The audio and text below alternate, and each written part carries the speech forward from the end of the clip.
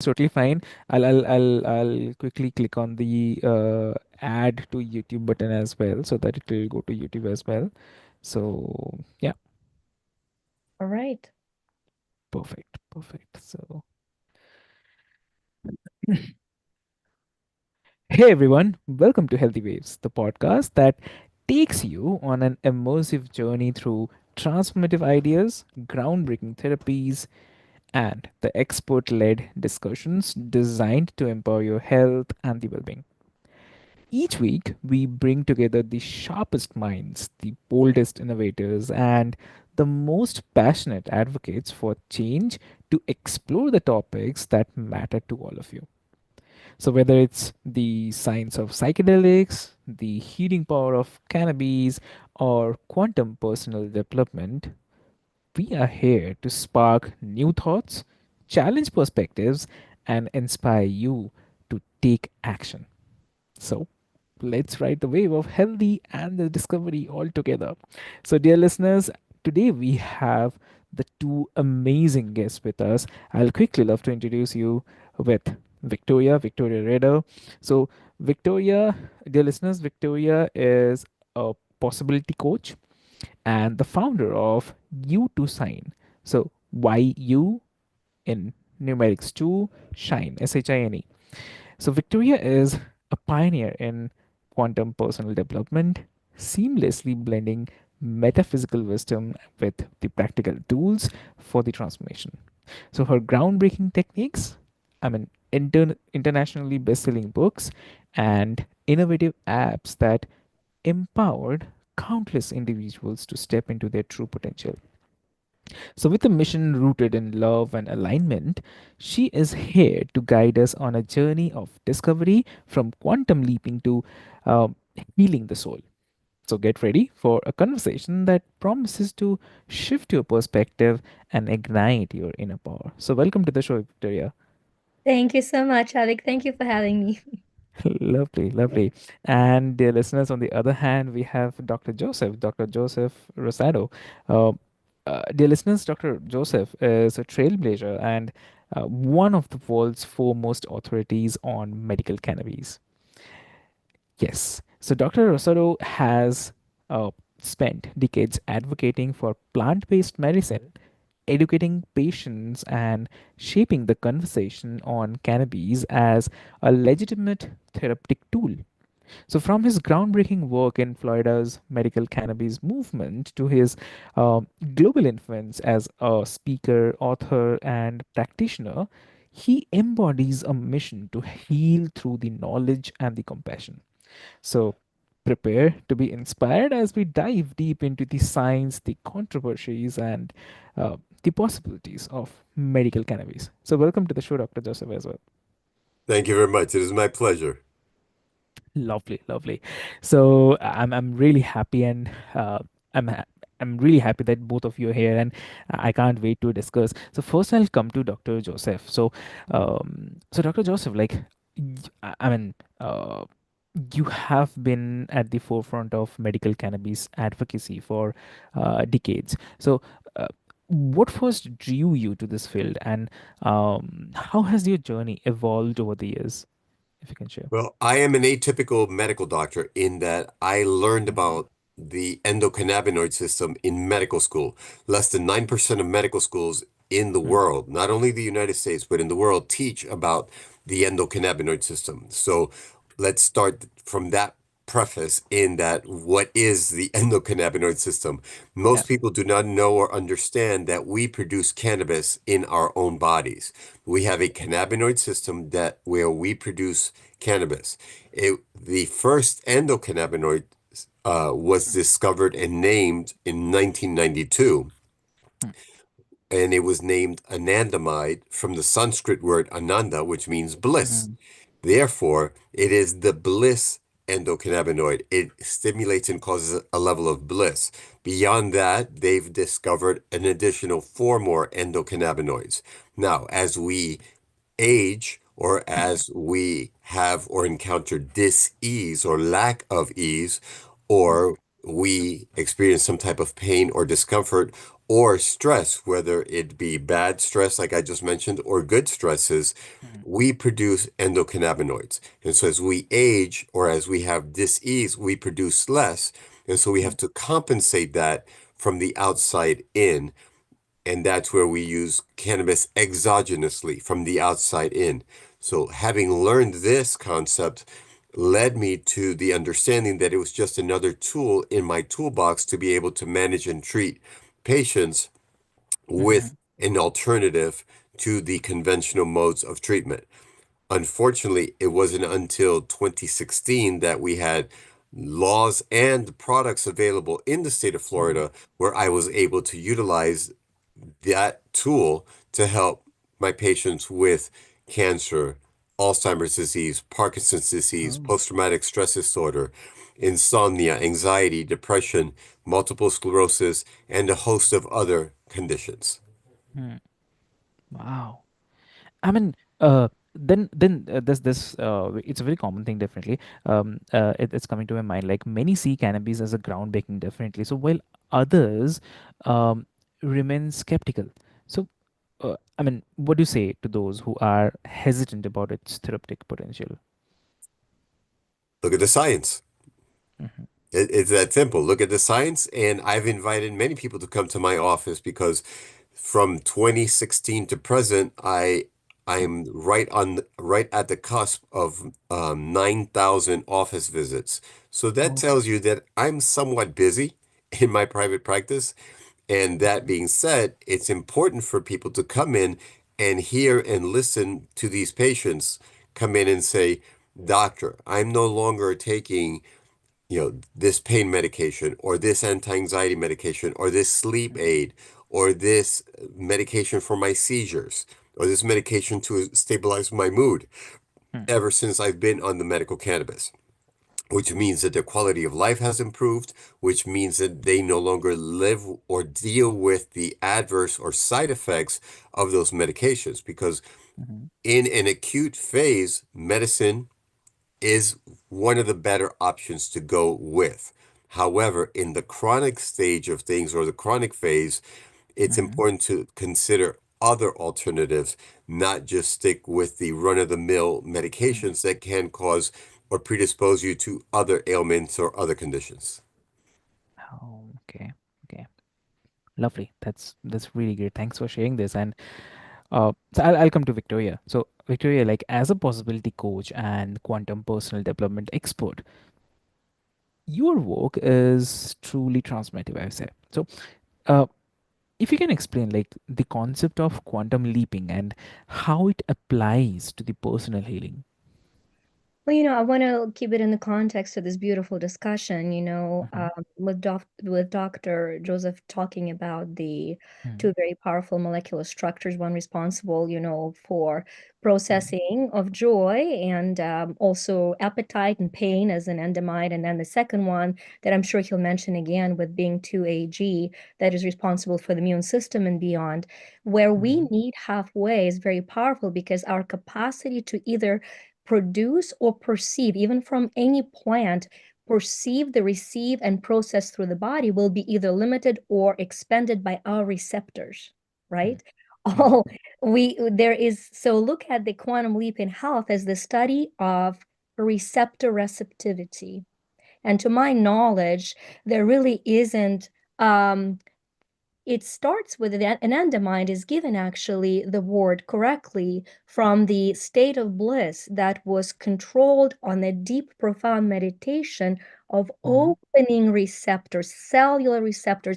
The yogi had capacity on command to Mm-hmm. open cellular receptors to receive the energy of bliss. I refer to that energy as energy of quantum field or the energy of all creation, energy of love, use your language. But what are we receiving? What are the beautiful herbs stimulating? What are our bodies programmed to restore health through the Mm-hmm. quantum field of reception of the unobstructed flow? And so where the quantum mechanics and the quantum leap in this sense comes in is how do you leap from a receptor that is shut off? So if I'm having a bottle, I can have a lot of beautiful things flowing, but if the bottle is shut off, it's going to go around. The quantum Mm, leap in health and in wholeness is removing the cap. I've removed the cap. And then all of this, everything that is intended for me is mm, received through me. And so when you look in the concept of perception, how do we open the receptor? It's when we mm, actually train our body, our mind, our energy to vibrate at a certain frequency. We're all underneath this physical expression, vibrating energy fields. Einstein said this is not philosophy, this is physics. Now the quantum mechanics and physics catches up to say this is science. We are mm, a quantum field of possibility, a possibility to mhm. create wholeness, and then Yeah. possibility to create disease.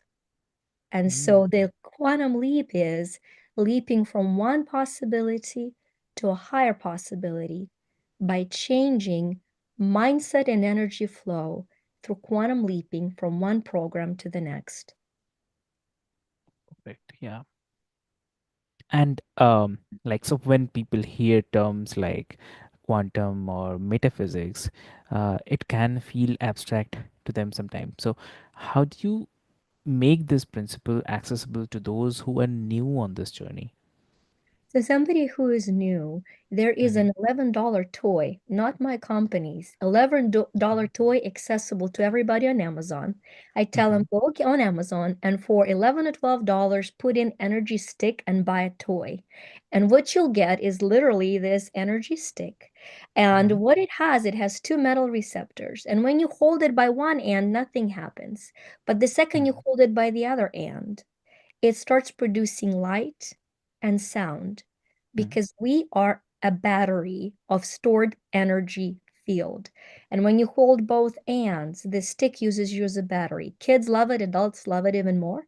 And then what you do that's even more fascinating, if you put a few people in a circle and you go from two to infinite number, and if everybody is holding hands and the Mm-hmm. two people are holding the stick, if everybody in the circle is holding hands, the energy will Mm-hmm. travel and the stick will light up and make sound.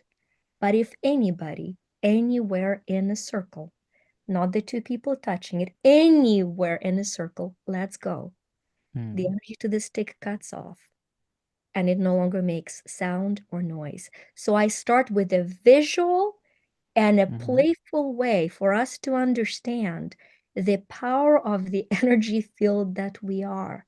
So you take it to practical. And then there's been so much study that when our cells produce ATP, which is the Mm-hmm. source of energy inside our cells, inside our mitochondria, that gram per gram, if you take my mighty 120 pounds and you Okay. compare it to the sun, that gram per gram, I'm 10,000 times more powerful energy producer than the sun. And those are just the Mm-hmm. facts. So play with energy flow, understand your energy producer.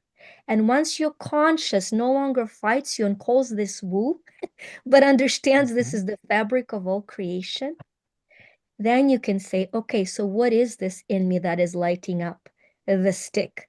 And what it is the picture of you as being the quantum field. The reason quantum is because it's the known, smallest studied wave of energy. But when I say known, right, science only disproves what it Mm-hmm. doesn't know. I'm sure that as we know more, we'll know more. And so quantum field is the energy that you are, that I am, that planets are made of. We're all a part of that one energy. Learning the laws of working with that energy holds the keys to Mm-hmm. health, wholeness, and prosperity. That's probably the simplest way to play with it. Wow. Lovely. Energy So sticks, Amazon. I yeah, should start yeah. charging them. Yeah, yeah. And so synergy between science and the spirit, it's really, really great. So I'll again come to Dr. Joseph. Like the intersection of cannabis and the mental health is fascinating. So if you can share the insights on how cannabis is helping um, treat resistant depression, anxiety, or PTSD. So if you can share. The way medical cannabis has helped is was Mm, based on for PTSD specifically, and I'm glad you okay. asked it, was discovered by Dr. Ethan Rousseau, who is a Mm, physician and as a scientist was very inquisitive because he said if there's a deficiency, for example, mm, of a specific chemical or neurotransmitter in your brain, such as dopamine, what we see is, or what we visualize are individuals with Parkinson-like syndromes or mm, Parkinson's disease. If someone has a deficiency in acetylcholine, then you see individuals that reflect signs and symptoms of patients with Alzheimer's disease. If you have mm, individuals with low levels of serotonin or noradrenaline, norepinephrine, then you see a depressed person. And so his thought was, what happens if there is a deficiency of an endocannabinoid? And so they began to explore endocannabinoid levels, the two in greatest quantity that have been mentioned thus far have been anandamide by myself and by Victoria, which is 2AG. And so they began to measure these levels and then determining how stress and anxiety affected them. And they discovered that individuals that had been exposed to some type of trauma, whether it was mm, in this lifetime or passed on through intergenerational trauma, they mm, discovered that their endocannabinoid levels were lower than controls or individuals that had not been exposed to the same situation or circumstances. As far as they've taken this as far as measuring endocannabinoid levels on individuals that had been at the 9/11 attacks in New York City mm, and individuals that were not involved in that scenario, same sex, same age, same everything, just that experience was different. And because of that, they discovered that the endocannabinoid levels were lower. So in reality, what we're doing is replenishing the endocannabinoid system so that the power that created the body can heal the body and then be able to move forward and be better than they were. okay. Okay. And so on this, like, what are some of the challenges or maybe the misconceptions that you have faced in advocating for those treatments? The biggest misnomer is that Mm, cannabis is a gateway drug. They believe that because someone has started using mm, cannabis, that they are eventually going to end up living in the mm, gutter, injecting themselves with heroin.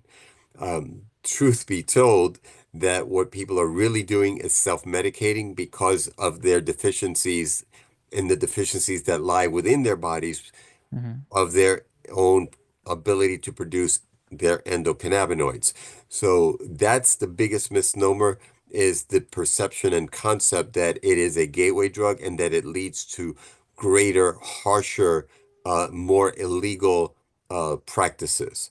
mm, That's the furthest thing from the truth because, again, I just explained that we produce it in our own bodies. And so if it's found in our body and we produce it, it cannot necessarily be a gateway drug or a drug that's going to lead you down the road of perdition. mm. Understood. And lovely. That's really great. I mean, I'm just thinking about it. I mean, how important it is, right? So, um, so I'll come to Victoria. Like, quantum personal development often connects with the spirituality and the science. So, how do these elements complement each other in creating the lasting change? I think we're looking at a freedom from addiction here, right? And Mm-hmm. so, what people are misunderstanding and blaming any substance is substance having power over you having power over substance in a nutshell. Mm-hmm. And it doesn't matter what substance is, right? We don't have to mm, go down the contentious path that I believe Dr. Joseph is trying to shed light on. We can look at mm, sugar. The human body without glucose is dead, non-existent, mm, not functional, and yet sugar is the number one addictive substance that, if you want to talk about the most harmful thing mm, to us. And so it's just, I think, with when you understand spiritually the virtue of moderation and the virtue mm. of divine guidance. When Yeah. you take those two very powerful virtues, and when you first develop your inner connection to the inner guidance Mm, for you, right? I've had a very controversial, if you choose it to be so, point on vaccination, where I mm-hmm. said the answer was yes. Yes, for some, Okay. the answer was to take them. Yes, for some, the answer was not to take them. And only a person whose inner intelligence guided them, whether to Mm, be vaccinated or not, had the authority over their body to make that choice. And what yeah. I mean in terms of the spirituality that I work with, we can we can function only on one frequency at a time. The dominant frequency will prevail, either the frequency of fear Mm-hmm. or the frequency of faith or presence or love as the major frequency. And so if a person was Mm, more afraid of dying from COVID and their fear of the vaccination was less, mm, indeed, for that person, their faith level into vaccination was higher than a natural capacity to withstand. And for them, it was the right choice. And mm, yet, for people who also, out of fear, said, if I take the RNA in this vaccination, I'll turn into a cyborg. That's a system of belief. I'm going to honor it. I don't know what their inner guidance is telling them. And once it tells them don't do it, their mind is going to justify it in a way that they will back it by the research. You can find research on both ways ad nauseum. And so mm. going back to that, if their inner guidance said that is not for you, then the True. answer was of course, it was not for them. Why it's so important? It's important because none of us are wired like all of us. And Mm, with all of the genetic research, we understand that if mm-hmm. my capacity to process, let's say, caffeine is so much higher than my son's true story, I can have three energy drinks with zero effect on my system. He can have Mm, one sip and it affects him adversely. And so where I step into the conversation with quantum personal development, it is personal. Your quantum energy field vibrates within a certain blueprint of physiological body. The more you tune in to the truth of who you are, the more you will find the truth of what is the right pathway for you, which is why I say there is no wrong way to mm, heal. There are infinitely right ways to heal. And if you're in misalignment with a modality or a substance or an advice, it doesn't make that modality or substance or advice wrong. It makes it wrong for you. mm, That's, I think, where it's so important to understand and to take then all input in so you can then tune in internally and say, is this piece of wisdom, is it mm, for me? And will it expand through me for the improvement of me and infinitely all of humanity? Because each one of us, when we trust the inner guidance and when we live from that, we mm. free others to do the same. Exactly. Yeah.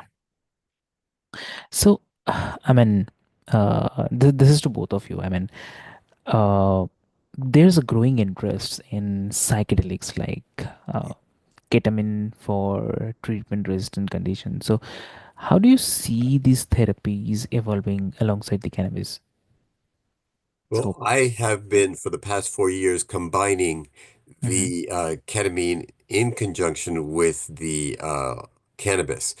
Okay. Unfortunately, in the state that I live and practice in, we do not have laws that support the use of psilocybin yet. Mm, I say yet because it's always, I am hopeful, just like with the cannabis. mm, Prior to 2014, it was not a conversation in the state, and the law did not pass until 2016. So I am confident that as more studies occur and more people require and demand and advocate for themselves to utilize this, things are going to shape and shift in that direction. But they work congruently, they work symbiotically one with the other because they work on completely different receptors. And so, where one does not work on a specific receptor, the other one does. And so, it's a simple journey going up the mountain, and one is taking one path and the other one's taking a different path, but they both get to the same place. They just work together to be able to support one another without blocking the effect of one to the other.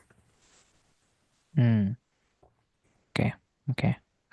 And Victoria? Well, fortunately or unfortunately, I so greatly lack any educated knowing about the Mm, subject matter. I'm going to choose not to be an opinion expert, but what okay. I can tell you is that going back to study the information, but do not allow for it to interfere with your inner transformation. And so, if you're Mm, listening to this and their inner voice says, lean into what Dr. Joseph has to offer, lean mm, into that. Like it's so important to me to empower people to be able to do that because if mm, if you're called to know more, there is a reason, and so that's very important. On my part of where we're working with that is that we have practices of empowering people to produce anandamide through meditative and focus techniques, and mm, as well as step into what I call the state of bliss in order to make executive high function decision. Because when you make a decision in a mm, state of bliss, it is the most productive and efficient decision to be made. So I can only speak of how we empower people, maybe in places where it is inaccessible to do it through other practices, to find a path to quantum leap into making a decision from a state of being where your health is not a factor that is limiting you. Because if you are stressed, if you are mm, depressed, if you are experiencing trauma, your decisions are limited, right? They are harmed, and the outcome is hurt. mm. Okay. So, okay. So, again, I'll come to Dr. Joseph. Like, ketamine therapy is gaining traction. So, from your perspective, how does it compare to cannabis in terms of safety and efficacy? As far as safety and efficacy, Mm-hmm. they're pretty comparable. The probability of one becoming addicted to ketamine, uh, the same as being addicted to cannabis, is minimal to none from a physiological point of view. As a physiological body that we have, that we rely on certain nutrients and substances, Mm, cannabis and ketamine do not cause that level of addiction or dependence. What they mm, do, however, is cause a psychological dependence, a dependence of a belief system. The belief mm, system being, I cannot function unless I have smoked a joint, or I cannot function unless Dr. Rosado writes me a prescription for ketamine. And that is addiction because now you're addicted to the outcome rather than the actual journey and the exploration of what it is that's going on inside of you, and utilizing the tools from mm, these two substances. The purpose of these substances is not to replace really anything, it's to enhance what is quote unquote lacking inside our bodies. We are made perfectly through belief systems, through exposure, through intergenerational trauma, through personal traumas. We move away from the sense of bliss and move in a sense of dis-ease, lack of ease, not dis-ease like we are taught in the West that, oh, you have a disease, we have to treat the mm, disease. It's a lack of dis-ease, and restoring that lack of ease and returning to what's called balance, or in medicine or science called homeostasis. And that's the whole point and purpose of utilizing these substances, for the mind and the body to attain and achieve this balance, this homeostasis, so that you are in a place where you can make decisions and choices from a better perspective, a better point of view, and not be guided and dictated by your dis-ease, the name that you've chosen to give yourself, or the label you've chosen for yourself, or someone has imposed upon you. And so it's the combination of the two, but looking to the greater, which is use this as a tool and then move on. It's as if, for example, you suffer a broken leg, you go into the emergency department, it is discovered that you do have a broken leg. They call the specialist, they put a cast on your leg. That cast and those crutches are only needed while that bone is healing. Once that bone has healed, that bone is stronger after the fracture than it was before the fracture, because now you've got a callus that has formed there that has made that break even stronger. Once that happens, you no longer need the crutches, you no longer need the Mm. cast.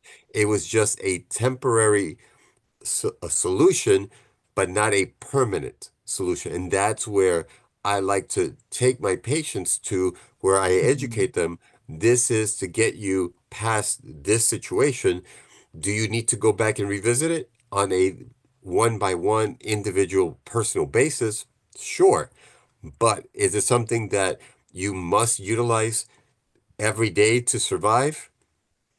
That's where I tend to question it. And that's where Mm. the issue of dependence and addiction comes into play. Victoria, Yeah, what no, have you to add? no, I love it, and while you're speaking, what's coming in so loudly, because you kept saying disease, and I always say it's lack of ease, because dis is to take away. But think Mm. of another English word, which is disorder. It's disease and disorder. And so disorder is the lack of order. And so now what you're describing beautifully is the order, meaning I'm broken, I'm going to heal, I'm going to look for the cast, I'm going to use the cast, and when it's done, I'm going to move on. In Mm. addiction, I'm whole, but I'm going to find a cast, put it on a healthy leg. It's going to kill the function. And then I'm going to limp for the rest of the life. So now I need a cast to put on. So you confuse the order. I mean, I just loved that, your example. And so it is the same concept. And so what I come in with the mental change of order, I say what served you before, the mental construct, no longer serves you. And when it freed you before, to walk on crutches, now will limit your movement. And I'll give you an example. We as humanity had a program, all of us as humanity, some still do, I'm Ukrainian, it's happening right now, is kill or be killed. That was a choice that our ancestors had to survive. And so a lot of our genetics echoes kill or be killed, hurt Mm. or be hurt.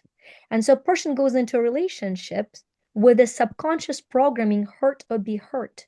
And the second they feel loved, that program comes to the surface. They cannot receive love because receiving love means I'm vulnerable. What if I'm hurt? I gotta hurt first. And that's the disorder of things. So the programs that used to serve you subconsciously, kept you alive, had you survive, need to be replaced when the time comes. And so, if and when the substance acts as a bridge from inability to ability, it's empowering. If it acts as a bridge from ability to disability, it's harmful. The same is true for substance, the same is true for a subconscious construct. So, there you go. High five. Dr. Joseph and I have arrived. We're having a party. I hope you all join it. Having a blast here. Lovely. Yeah. Exactly. So, uh, also Joining the like, party. You can The enjoy. Avik is lost. Where do I Ananda might go? What do I explode, say? baby. Ananda might explode. You might as well enjoy it. It's like, I don't know what to say. That's mm, called bliss, yeah. honey. Yeah. So and so on this uh like oh, I'm seriously, I'm clueless now.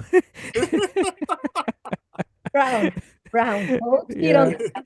Breathe, breathe, breathing ground. Okay. You need some So substance shipped to you a little. I mean, I got you here. yeah. Yeah. So So on this, Dr. Joseph, what according to you, I mean, for the listeners who are curious about exploring about the medical cannabis, what should they know about qualifying the conditions and maybe the process of the treatment? So if you can share. Well, it that is dependent on where you live, and Okay. where you reside is the most Mm, important thing. There are states. The United States is called the United States, but it's really a mm, misnomer because we're not united. mm. Okay. Every every state is like another country. And if Mhm, you've ever visited the United States, you realize that if you go to New York and then you go mhm, to Washington, D.C., and you drive south and you hit North Carolina, Virginia, North Carolina, South Carolina, Georgia, and then you get to Florida, it's mm, the cultural shocks and changes are astronomical. So that mm, being said, if you start in New York where you have adult use cannabis, where you don't need the recommendation of a physician to obtain it, you can go into any dispensary and purchase whatever it is you want or whatever the individual behind the counter is willing to sell to you, you mm, have that scenario, that experience. Very similar in Washington, D.C. Virginia has a medical and adult use program, but not as mhm. liberal as those northeast. But then you Okay. hit North Carolina and South Carolina where it is completely illegal. There is no medical program, there is no adult use program whatsoever. Mm, They do have, however, the growth of hemp, which is covered under the federal Farm Bill of 2018. That was signed into law by the President of the United States at that time. okay. You go into Georgia, they have a very strict medical program where they have medical cannabis available, but very limited and restricted in your capability and ability to purchase products. So Mm, they have no cannabis in its natural state. It's not in the flower form. They have extracted oils, they have capsules, they have edibles, but not in mm, its natural state. Then you come to the state of Florida, where we have qualifying conditions. So, as a mm, physician, I must fit individuals into a specific rabbit hole and categorize them mm, under a named disease. And so, the named diseases in the state of Florida that one qualifies for medical cannabis are as follows: cancer, mm, epilepsy, seizures, glaucoma, HIV, AIDS, mm, Crohn's disease, multiple sclerosis, post-traumatic stress disorder, ALS, also known as Lou Gehrig's disease, Parkinson's disease. Okay, those are the named conditions. Now, the great thing that the state of Florida did was they added a little caveat to that. And that okay. is any chronically debilitating condition that is equal to or greater in severity than one of the Mhm, ones named, that would also qualify them. That being said, an individual that comes into the office that has ulcerative colitis, it is not Crohn's, but it's very similar to Crohn's. So I can put them under that category. Or if they have inflammatory bowel disease, then I can use Crohn's disease as the qualifying condition that is most like that condition. If someone comes in with anxiety or depression or insomnia, then I can put them under the PTSD umbrella. If someone mm, comes in with chronic low back pain and they have nerve pain or sciatica, then I can put them under the multiple sclerosis umbrella because of that neuropathic nerve pain. So, as you can see, there are ways around the law using the law. mm, And then the last qualifying condition is a terminal disease. Terminal disease in the state of Florida is defined as an individual that mhm, if they have a condition and if they are not treated within 1 year, they will transition to a different plane. So mm, those are the qualifying conditions in this state. Other states that have a medical program, not an adult use program, they leave it at the discretion of the physician. They're pretty open to allow the physician to be a physician and make the determination whether yes or no. in our state, we have these qualifying conditions. Hmm. Got it. Understood. So, so Victoria, like, what practical steps can listeners take today to begin their quantum personal development journey? First, breathe. Just Mm-hmm. this life is not possible without the basic patterns of breathing. Mm-hmm. So I tell people before you look into any other shifts in your life, practice Mm-hmm. three simple ways to regulate your breathing patterns because breath is the first physical flow of energy that you're accessible to you to monitor. So your first practical step to quantum leaping is find where you are, change the platform you're on. So there are three very basic tools I want to give. I don't know why it's coming through, but I'm going to give through that. Our brain is incredibly efficient. It is so efficient that it completely reserves and conserves any extra energy not to be wasted. So we always have energy to create something. So we only breathe through one nostril at a time. For all Mm-hmm. intents and purposes, we breathe through one nostril at a time. As a matter of fact, if you were to close one nostril and breathe in and out and then the other, you'll find very quickly which one is struggling more. And so when you're tired and you have no access to any other supporting, techniques, you can Mm-hmm. regulate your breath by breathing in through one nostril, breathing out, breathing in again, breathing out for 3 minutes. What it's going to do is going to force your brain to utilize both nostrils for up to half an hour afterwards, and your energy Mm-hmm. level will increase. And you with energy is twice as effective as you being tired. That actually is a very powerful, simple quantum leap Mm-hmm. with breath.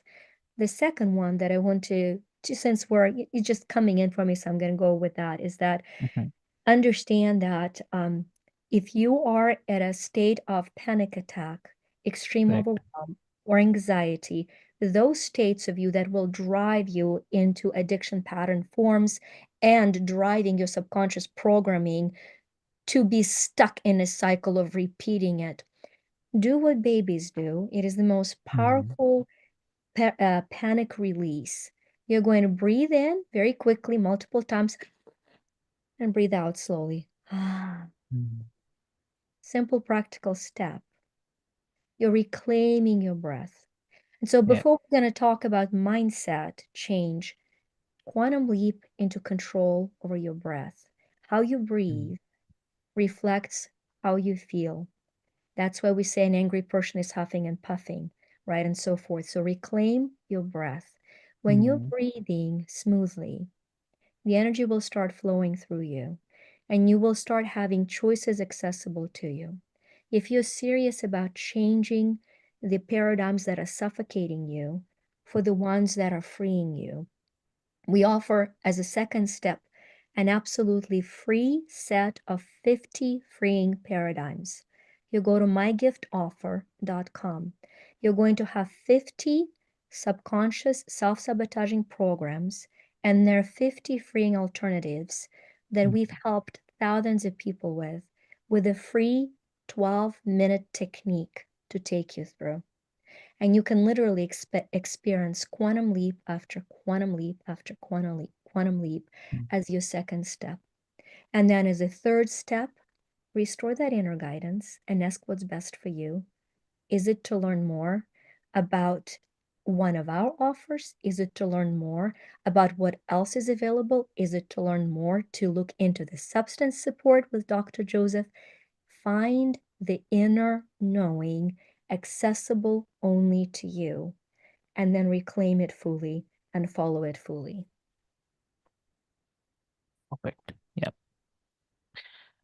I mean, it's a really, really a great conversation, incredible conversation with two powerhouse guests, dear listeners, like from the pioneering medical insights of Dr.